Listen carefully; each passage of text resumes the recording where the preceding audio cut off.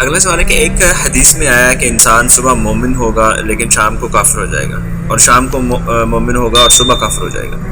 اس حدیث کی صحت سے متعلق بتائیں، اور اگر حدیث صحیح ہے تو اس کی تشریح ہے. حدیث تو صحیح ہے، صحیح بخاری میں بھی ہے، مسلم میں بھی کتاب الفتن چیپٹر میں موجود ہے کہ نبی علیہ السلام نے فرمایا کہ فتنوں کا ایسا دور دورے گا کہ کئی انسان ایسے بھی ہوں گے وہ قبر کے پاس کھڑے ہو کے کہیں گے کہ کاش اس مردے کی جگہ آج ہم قبر میں ہوتے ہیں تو ہم ان فتنوں سے نہ گزرتے. اور ان فتنوں میں جو ہے وہ انسان صبح کے وقت مومن اٹھے گا، شام کے وقت کافر ہو جائے گا، شام کو مومن ہوگا، صبح کے وقت وہ کافر اٹھے گا. اور ان فتنوں میں جو ہے وہ چلنے والے سے جو یعنی جو رکنے والا ہے وہ بہتر ہوگا، اور اس سے بھی جو بیٹھنے والا ہے وہ بہتر ہوگا، یعنی جو جتنا وائٹ کرے گا. اور بخاری مسلم میں الفاظ ہیں کہ ایمان بچانا ایسے ہوگا جیسا کہ ہتھیلی پہ انگارہ رکھنا. ہتھیلی پہ انگارہ رکھتے ہیں تو ہتھیلی جلتی ہے، اور اگر اس کو یوں کر کے جھٹک دیتے ہیں تو انگارہ نیچے گر کے بجھ جائے گا، یعنی ایمان ختم ہو جائے گا. یعنی ایمان کی حفاظت اتنا مشکل ہے جتنا اس انگارے کو، یعنی جس طرح انگارہ رکھنا ہتھیلی پہ تکلیف دے اس طرح ایمان رکھنا تکلیف دے ہوگا، لیکن ہم نکال بھی نہیں سکتے، ایمان ضرورت ہے. تو ان حدیثوں کی تشریحات مختلف لوگوں نے مختلف کی ہیں. بعض لوگ کہتے ہیں صحیح مسلم میں حدیث ہے 246 کہ بندے کے کفر اور شرک اور اسلام کے درمیان فرق نماز ہے. تو وہ تو اس پہ فٹ نہیں ہوتی، اس لیے کہ جو نماز نہیں پڑھ رہا وہ صبح بھی نہیں پڑھ رہا تھا، شام کو بھی نہیں پڑھ رہا. ایسا تو نہیں ہے کہ شام کو بے نمازی سوتا ہے اور صبح اٹھ کے بے نمازی ہو جاتا ہے. شام کو بھی بے نمازی سوتا ہے، صبح اٹھ کے بھی بے نمازی ہوتا ہے، اللہ یہ کہ کہیں نماز شروع کرتے ہیں، اس پہ بھی فٹ نہیں ہوتی.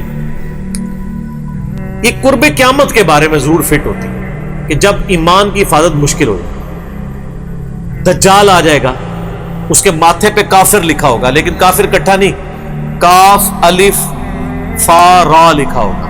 لوگ اس کی بھی تعویل ہی کر لیں گے، تو مومن ہی ہوں گے جو اس پہ بھی ایمان لے آئیں گے اور کفر اختیار کر لیں گے. اور کئی مومن ہیں جن کو اللہ تعالیٰ اس کی فتنے سے بچا لے گا.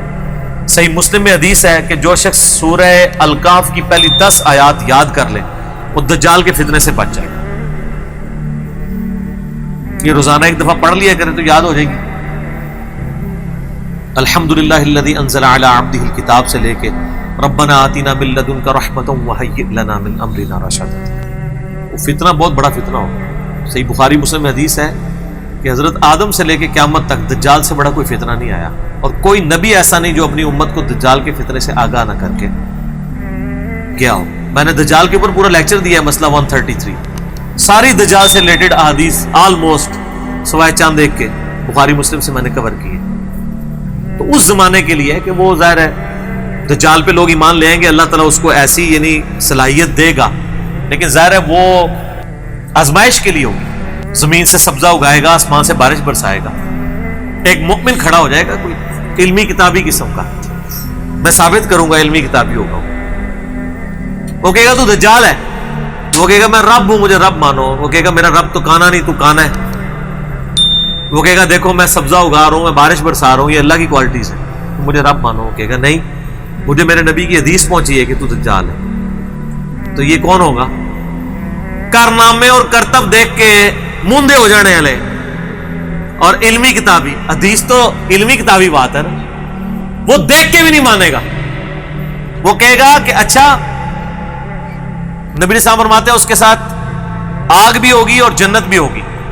وہ آگ دراصل جنت ہوگی، اور جو جنت ہے وہ اصل میں دوزخ ہوگی. اپنے ماننے والوں کو وہ جنت میں پھینک رہا ہوگا، اصل میں دوزخ میں جا رہے ہوں گے، اور دوسروں کو وہ آگ میں پھینک رہا ہوگا، وہ جنت میں جا رہے ہوں گے. دنیا سے تو خیر چلے جائیں گے. تو نبی صلی اللہ علیہ وآلہ وسلم فرماتے ہیں، بخاری مسلم کے الفاظ ہیں، ایک مؤمن کھڑا ہوگا اور کوئی کہے گا تو دجال ہے. وہ کہے گا میں اتنے کرتب کر ہوں مجھے مانو، کہے گا میں نہیں مانتا، مجھے نبی کی حدیث پہنچی ہے. تو وہ بھرے مجمع میں اس کو قتل کر کے اس کے سر پہ آرا چلا کے اس کے جسم کے 2 ٹکڑے کر دے گا، ایک ٹکڑا اس طرف اور ایک اس طرف، اور پھر اس کے درمیان چلے گا، یہ انشور کرنے کے لیے کہ واقعی میں نے 2 ٹکڑے کیے ہیں، نظر کا دھوکہ نہیں ہے.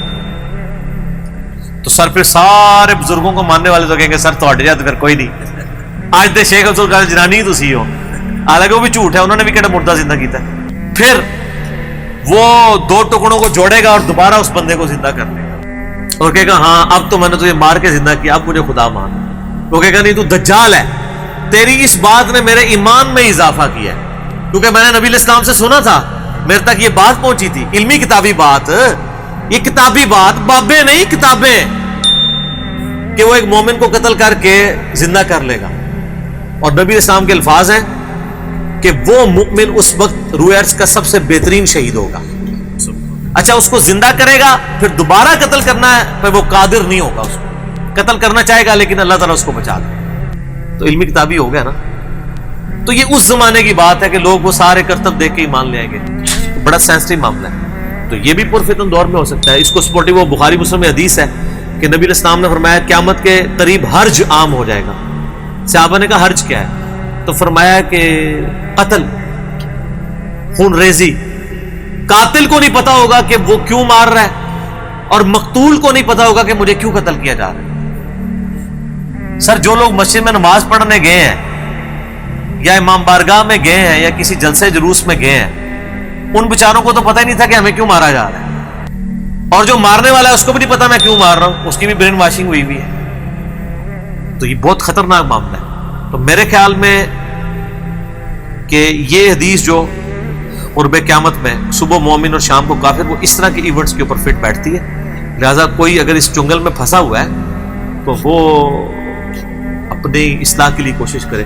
2008-9 کی بات ہے، میں ایک مسجد میں تھا تو وہاں مجھے ایک بندہ ملا، وہ مجھے بتانے لگا، وہ کہتا ہے میں نے تو باقاعدہ خودکش یعنی جیکٹ بھی پہن لی تھی، پورا ارادہ کر لیا تھا.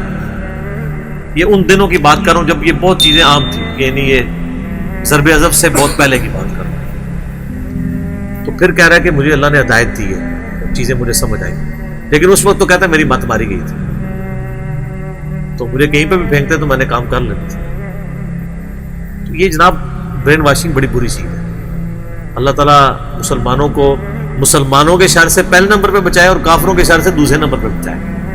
کیونکہ مسلمان تو آپ کو ثواب سمجھ کے قتل کریں گے، کافر تو دشمنی میں کریں گے، ان کا تو چانس ہے کبھی آپ کو معاف کر دیں، لیکن جو ثواب سمجھ کے آپ کو قتل کر رہے ہیں نا، وہ تو انشاءاللہ جب تک وہ اپنی جنت پکی کروا کے آپ کو جنت میں بھیج کے اپنی جنت پکی نہیں کرواتا نا، اس وقت تک اس کو سکون نہیں آنا. ٹھیک ہو گیا؟ تو یہ جناب برین واشنگ بڑی بری چیز ہے. اللہ تعالیٰ مسلمانوں کو مسلمانوں کے شر سے پہلے نمبر پہ بچائے اور کافروں کے شر سے دوسرے نمبر پہ بچائے. کیونکہ مسلمان تو آپ کو ثواب سمجھ کے قتل کریں گے، کافر تو دشمنی میں کریں گے، ان کا تو چانس ہے کبھی آپ کو معاف کر دیں، لیکن جو ثواب سمجھ کے آپ کو قتل کر رہے ہیں نا، وہ تو انشاءاللہ جب تک وہ اپنی جنت پکی کروا کے آپ کو جنت میں بھیج کے اپنی جنت پکی نہیں کرواتا نا، اس وقت تک اس کو سکون نہیں آنا. ٹھیک ہو گیا؟